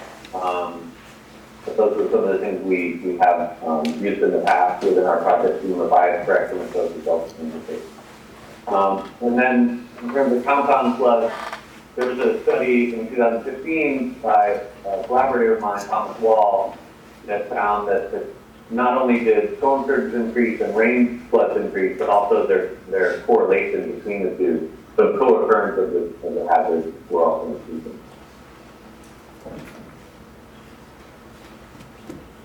All right, so in terms of economics and modeling storm surge risk reduction benefits, this is just a diagram demonstrating the process. Keeping it short, we have, as I mentioned, something like 10 floods that represent different return periods or probabilities of storms. So going from the left, then we model each storm. We model them also with sea level rise, so we can capture the present day and the future hazards. We look at damages using the FDA damage assessment model or HAZIS. So one is from the Corps of Engineers, one is from FEMA. So we have different options of model. And then lastly, we use the adaptation benefit from, we run the models without adaptation, and then we also run them with adaptation. So that part is very similar to what the Philadelphia water study was doing. And then computing the differences in damages and using the probability information, we can come up with an estimate of annual expected benefit from having adaptations, and then integrating that into the future, we can look at the long-term present day value. So that's pretty common methods actually for benefit cost analysis, such as what the Corps of Engineers may be doing in their studies. This is just an example of how in Jamaica Bay, New York City, where JFK Airport is, we did a similar kind of work for a recent study, and you even can have a map of the adaptation benefits from an adaptation. In this case, it was a landscape change of the inlet to an estuary, sort of an undredging of formerly dredged deep channels, and how much benefit you have based on sort of put on a spatial map. So an important part of the project, as I mentioned, is community engagement. The initial workshop will review all these past studies and ongoing studies, such as the Corps of Engineers study, and try to think about how we'll get community input on how we can build upon that. We'll present our capabilities and our tentative plans, and we'll adjust our plan as needed. We'll also solicit the adaptation ideas for our project at workshop, and we'll also be seeking soft data such as crowdsourced data from past storms that we can evaluate the model with. And then a second workshop will occur another 9 months later in the second year of our project, where we present the initial results of our adaptation, of our modeling of adaptations and the impacts that climate change have on future flooding and on the adaptation efficacy. We'll solicit feedback so that we can have one more iteration toward our final project result. So after the diagram, this just shows some of the other studies that have gone on, like the LEPLF study, public land study that you heard about, the ongoing Philadelphia Flood Risk Management Task Force, the Corps of Engineers feasibility study, not possible of actually determining right now, sort of coincidence with our study. And then the CP Run initial study back in 2017, and we see that as an ongoing, something that continues to keep our work ongoing along. And then, so we are forming a model advisory panel with people like Christiana. We'll be inviting to help advise our project modeling and make sure that we're learning from past work to move into building upon it. Transferability is important. I won't dwell on this, but that's important to the funding agency that we create tools that are reusable for other sites that have the same problem with compound flooding around the country. So comparing, for example, simple models like bathtub mapping of flooding to the detailed dynamic modeling of flooding that we get with TechRACs and these other models. So the team are some of the people in the room, like Orton and Franco, myself and Anita here at Stevens, Julia Rockwell at Philadelphia Water, and then outside collaborators, including Mark Camarada, Philadelphia Water, and others on the list. So that's it. That's just a summary of where we're headed so far, and I look forward to hearing all the discussion and questions about all these presentations. Thank you. Thanks, Phil. So with that, I mean, we have, we're going to pass this around. If anyone is from Eastwick, interested in Eastwick, wants to attend our June workshop and participate, please put your name down. We'll keep you in the loop. But I guess now at this point, we just open it up for questions to any of the speakers. So maybe, I don't know if this, go ahead. Oh, okay. Yeah, so I don't know if our speakers are around. Yeah, so go ahead. Just a couple of pessimistic notes, and I'd like to be proven wrong. I wonder if, with respect to sea level rise, that you're taking account of the fact that our rate along the middle Atlantic coast is approximately 2 to 3 times the global average because of subsidence, because of the unloading of New England and isostatic rebound. So we have that disadvantage. Also, when we did our work on the Pennypack Creek, I had to argue with FEMA to be allowed to use the upper bound of the 90% confidence interval from Atlas 14.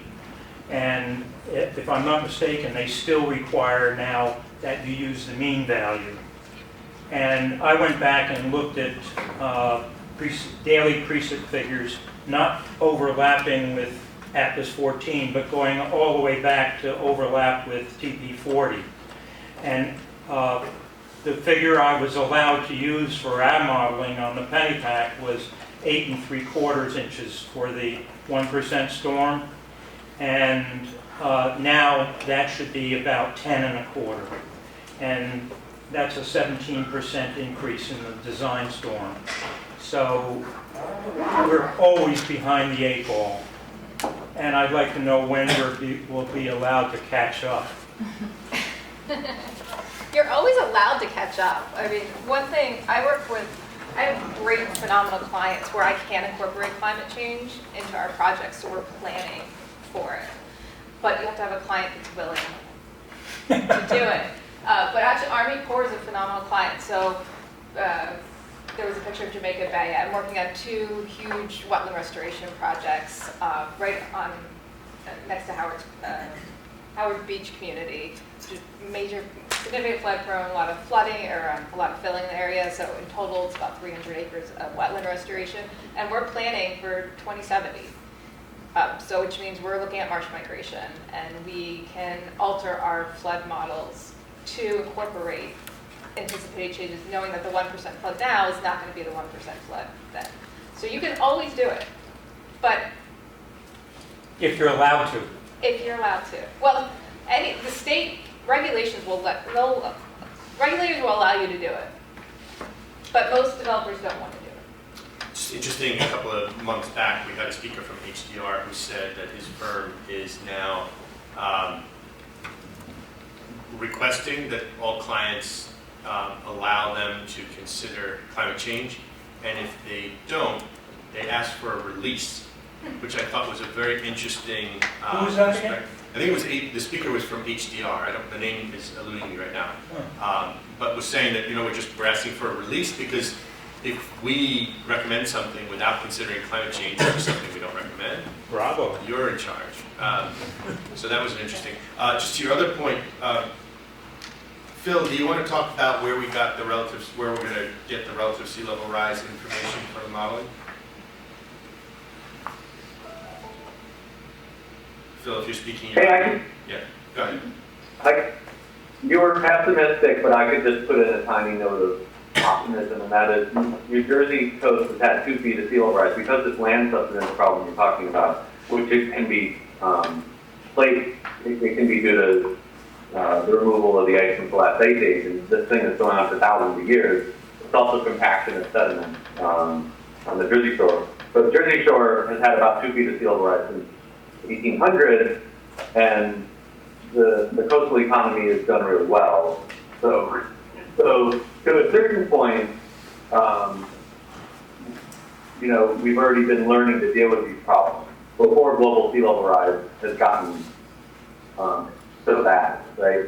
And so, maybe it's the note of optimism is that places that have been dealing with this land subsidence are, they've already been coping in some ways. Some places.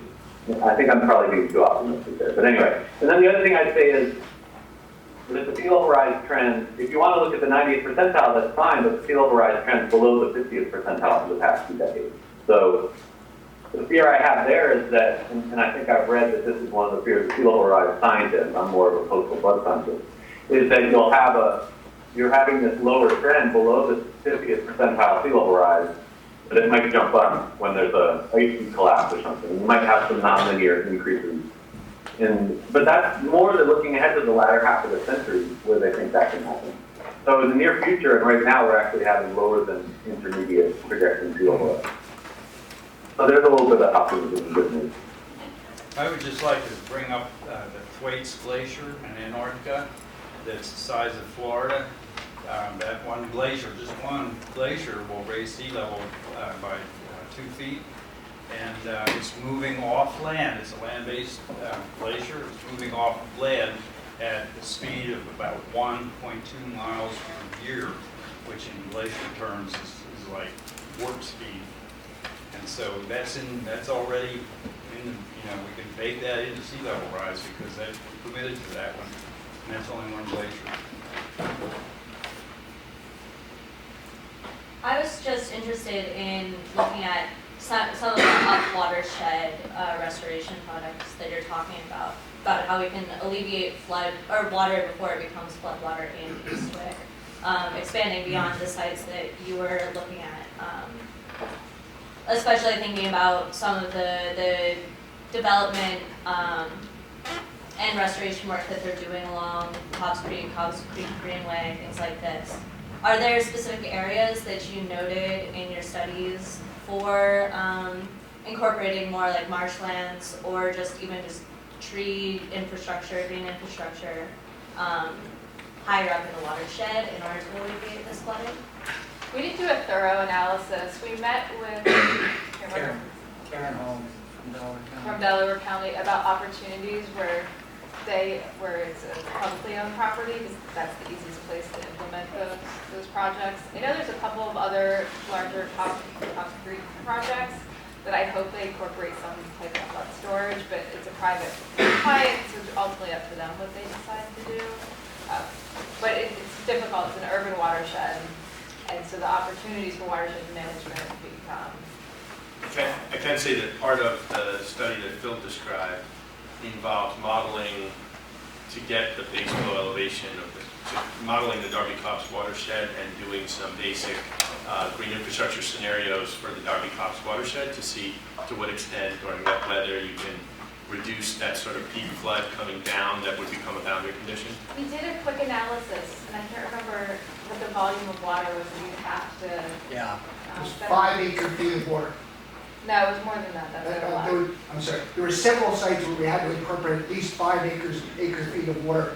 And this is, I'll take it one step further, this isn't just an urban watershed, this is a hyper-urban watershed. And I forget what the percentage of impervious cover is, but it's up in the 85+ range. So you'd actually have to condemn properties in order to capture close by floodplain pieces of land big enough to incorporate that kind of level of floodplain storage. So just curious, the 5 acre feet would reduce flooding in Eastwick? No, it was a lot more than that. No, I'm sorry, this is just one site that we were put a looking at dent now. in it. I will look through, we did it back on the envelope of what the water surface elevation would need to be to prevent that overbanking, and then sort of work backwards to figure out the volume of water. So I will find our numbers, but it was a massive amount, the one that you were just. Let me give you one number that we came up with in the Pennypack Creek watershed. Based on that 1% storm of 8.75 for the 100-year, or for the 1%, we modeled it and came up with that for the 40 square miles of the suburban portion of the watershed, we needed to handle 1 inch of runoff from that 40 square miles. We needed 3,000 acre feet. Yeah. Okay, and I'm sorry, I love pretty little rain gardens, but they're just good for educational purposes and public awareness. They don't do a thing. I also did the arithmetic there. So for the Pennypack, we would have needed 260,000 rain gardens, assuming 500 cubic feet per rain garden. Yeah, and we're taking all the water, off of West Philadelphia, it's west of 56th Street. So, it's, yeah. You shouldn't do anything less than 10 acre feet for a stormwater project. And even then, the game is over. Okay, so we're into this, we're right in the crux of this very difficult discussion. It is a floodplain. It will be a floodplain. Yeah. So so that's these issues that you brought up. So what do you do? And what storm do you plan for? Because managing the 1% Oh, isn't no. going to happen, but you manage for the 10%. Yeah. There was Yeah. another. That's a realistic goal, I think. I was just confirming that I work with the Darby College people, and they are down to rain gardens. That's really the option they have. So they have some projects, but there's not much they do upstream. There's a little bit of land in Mount Moriah, for example. I mean, It's not gonna do Yeah, we anything. have They're good for cemeteries, education. They have to have a lot of rain. At least you have taken out the impervious area. What? At least you have taken out some impervious area. Good luck with that conversation. Good luck, yeah. Hey, can I say something? Sure. Well, so, it's a major motivating factor for this kind of research, because where we're headed is Eastwick is going to be surrounded by levees, and there's going to be massive pumping systems, or they'll be raising streets and things, but it's not, nobody has a solution right now. I really like Christiana's point that this is a floodplain, and finding solutions is definitely, stopping climate change is the first thing we should be doing, but finding better solutions other than pumps and levees is definitely a motivating factor. And so it seems like it's great to see a lot of good thinking going into it. Maybe there will be some more creative ideas from people in this audience.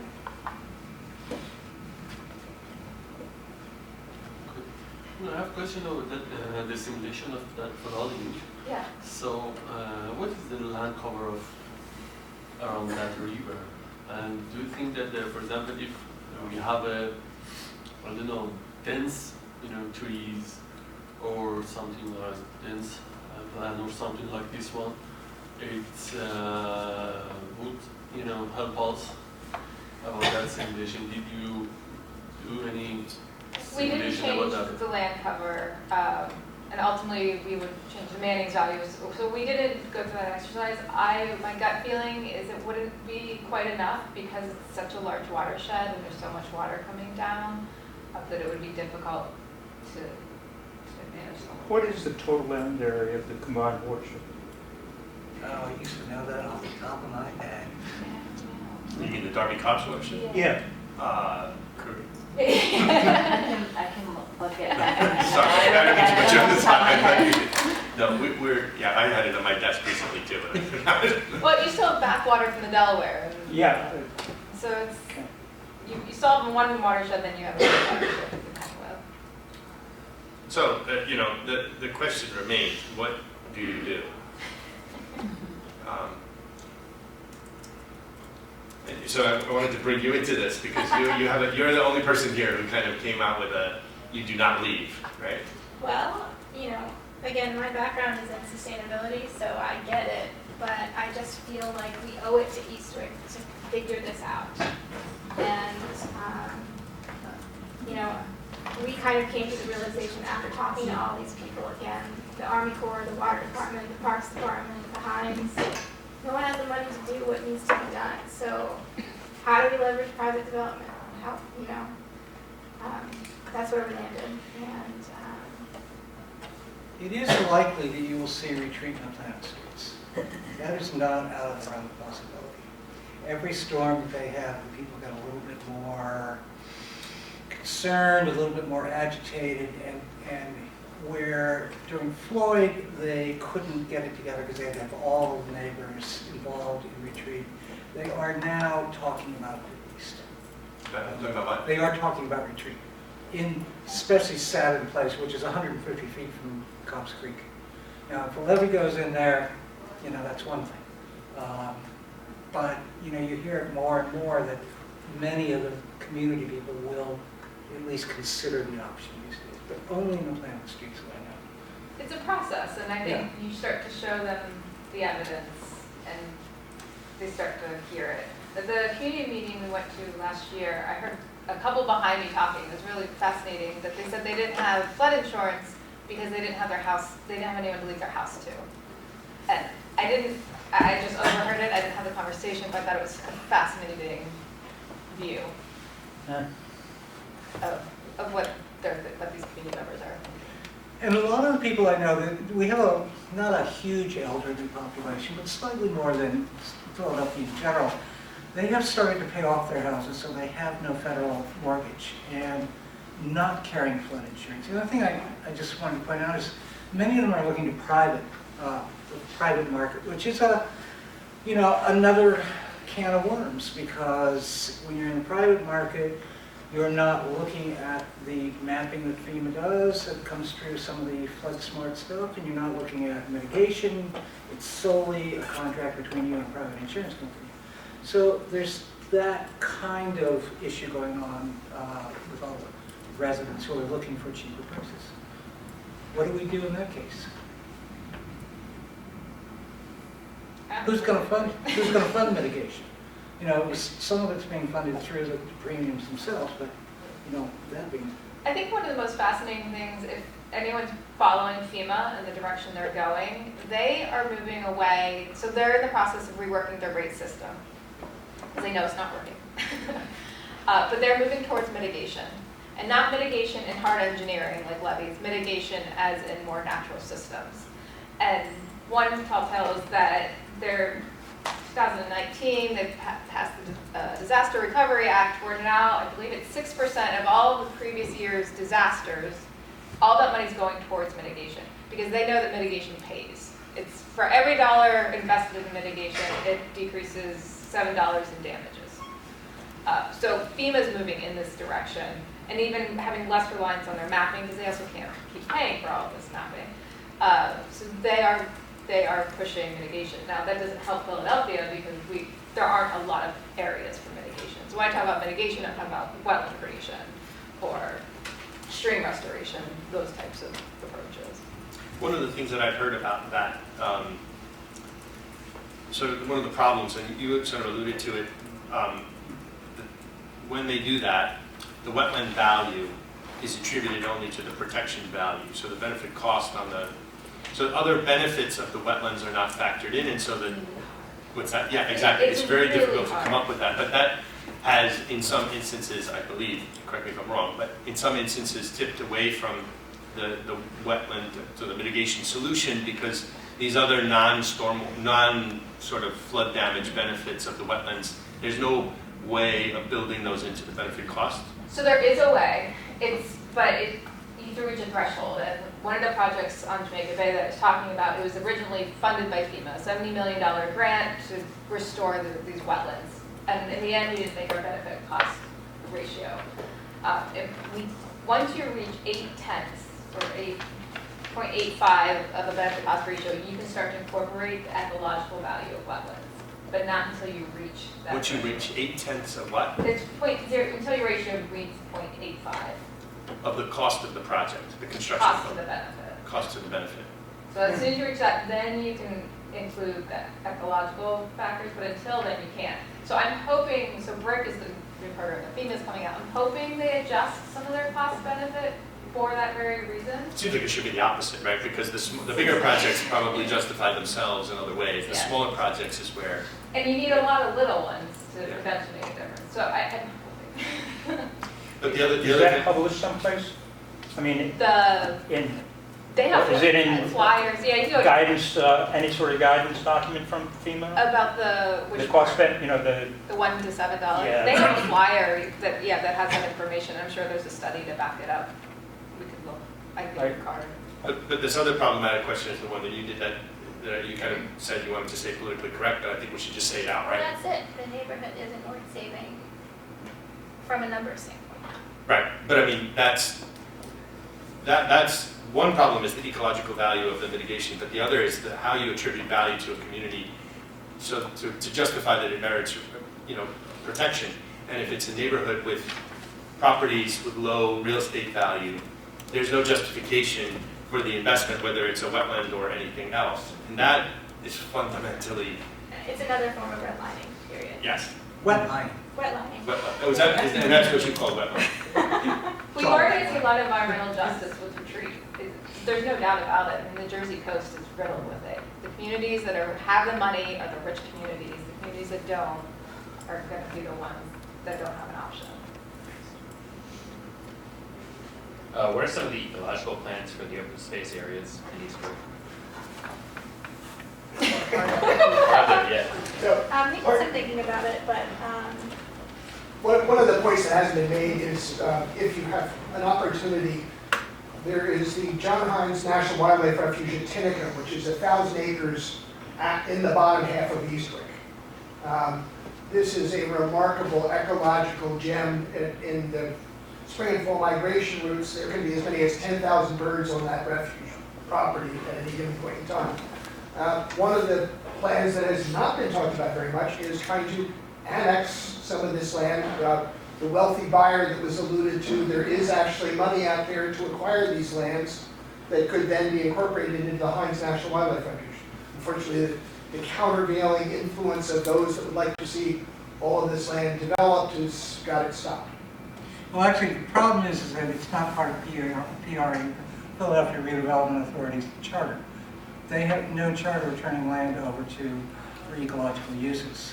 They have to repurpose them. the language in the study is also very loose. So if any of those groups wanted to put an RFP proposal in, they could do so. We've offered 5 times and bulldozed every time. For exactly that reason, the Philadelphia Redevelopment Authority can't, by charter, actually consider it. But I like to things that would work in that area, wetlands.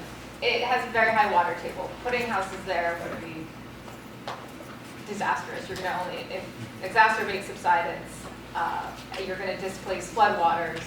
So I would love to see a forested wetland in that area. It would take very little work to get it to that point. I want to underscore that this area, that has been pointed out over and over again, was 6,000 to 10,000 acres of an herbaceous tidal marsh. That's what it wants to be. Yes. That's what it should be. The depth of the seasonal high water table is so shallow that trying to do any kind of infiltration anywhere in this neighborhood is moot. And the only thing they can do is buffer these storms with, you'll knock down the storms to some degree with some kind of, our ideal would be a bottomland forested tidal wetland. So what are the range of, I mean, this question, like in your interviews with 300 some odd people, what are the range of perspectives on that, on seeing wetlands, natural areas? I mean, your plan came out with a lot of open space, but Absolutely. yeah. I would, again, there's a spectrum, and I could point to different people as a bundle of who feels which way about which piece of property. There was this, I think, everyone is for, we did talk and show pictures of forested wetlands with the community about their value. We do think that if we did allow some development in some places, that we can get the forested wetlands into the places that are shown in green on those maps.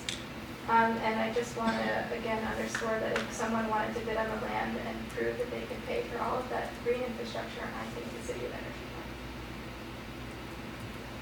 can. But it's a range. You can't say that the community feels one way or the other. They don't want to flood anymore, and they also want to stay. So, this gets down to what's Eastwick, who's Eastwick? People who live south of 84th Street, who are the most impacted. We did a community survey in 2014, 83 to 85% of the people. This had a response rate of 93% because people went door to door with their neighbors, said, please turn it over to Heinz. So you have 83% of the people who are most impacted who would like to see considered something done to protect them from flooding. It's when we get into a larger conversation with more people, when who's Eastwick, is Eastwick these people who are not impacted by this in another area of Eastwick, maybe they don't want it. So it gets to be these really complicated sort of dynamics that are going on within a community itself. Right, which gets right into these questions that we were talking about. Yeah, I was just going to say, it seems to me that, I'm sure somebody's probably done this, but the economic development argument for expanding the Heinz area. I mean, it's a fabulous area, it's completely underutilized. And if it were to be expanded, is there not a strong economic argument that could be made that it could become a tourist destination and so on, that could mitigate against some of these other... So I'm with you on that, and I think that this is one of two anchor institutions, the other being the airport. There is actually, they've got 350, what's the visitation, 350,000 a year? Something like that, Ross, or is it higher? At Heinz. Oh, no, it's $750,000. $750,000. So I mean, it's substantial with no place to eat, no place to do anything, no place to, service people. They just come and go, come and go, come and go. So I think there is a great potential for that. But somehow the city doesn't see that. Yeah, I mean, they saw for Bartram's Garden as an area where they're just starting to pull the neighborhood in and kind of engage that as an economic development opportunity. It's a little far away from Heinz, but you can almost that's imagine then at the end of the new Center City bicycle route. Well, I would suggest I did ride my bike down through that area, and it's really, guys, get on your bikes and get down there. It's really a fabulous area. Just to give one last point for Heinz, if we were able to take over the 128 acres, you would be able to access the refuge 2 blocks from the Eastwick train station. It would be the only inner-city national wildlife refuge in the lower 48 readily accessible by public transit. But we're not residents, Again, who gets to decide these things? Always a big, huge question. Not one that I had to wrestle with, but the one that Ashley had to wrestle with. Well, and I will say that we did show that connection on the post-development plan. We do think it's possible to do that. I'm a designer, and I can think about how these things could really benefit and be built in the proper way. Just one point about the Heinz that is kind of my understanding and a direct conversation with them is that when we asked them, would you take the land, they said they would maintain the land, but they did not want to own the land. That's actually not true. I got the documentation that they will actually take possession of land, they will manage it, and they pay fees in lieu of taxes. So it's not going into a 501c3. They will pay the city revenue every year. I think if they made a strong They're not allowed to. We have to do it. Yeah, that's the problem. proposition to the city, I think everyone would get behind it, but we didn't That's see the not funding something the required to refuge. do that. So part of it is that they didn't, correct me, Ross, if I'm wrong, they don't have the money to buy it. They will take possession of it if it is offered, but they didn't have the resources at the time to buy it, which is why we were working with a third party. And the third party can come up with the money to buy. What about for the improvements of the wetland infrastructure? At Davos, they were talking about planting 3 trillion trees. And there's also places like There's a lot of funding out Yeah. there for that type of restoration. natural resource damage money Yeah, there's a lot of money. to do some of that work. I just want to mention, we have about 6 minutes left, and we actually have a sharp stop at 6 today because there's another event in this room. But to anyone watching, we did try to get folks from the neighborhood to actually present today and give their perspective, and I just wanted to make that point. Unfortunately, it was not possible for logistical reasons. We couldn't, but an effort was made to include folks from the community today, but it just didn't work out. So if any of them watch the recorded, I just want to, They know that because we were trying to. But we can take probably maybe 1 or 2 more questions if there's our discussion points, if anyone wants to bring anything up. I want to put a plug in for a book called Rising. It's new, Dispatches from the New American Shore by a woman named Elizabeth Rush. It was a finalist for the Pulitzer Prize last year. It's an extraordinarily beautiful sort of writing on many of the issues that we're talking about. So it's just a gorgeous book. Excellent. Okay, so with that, thank you for joining us. And we will see you next month for, wherever it is, stormwater management.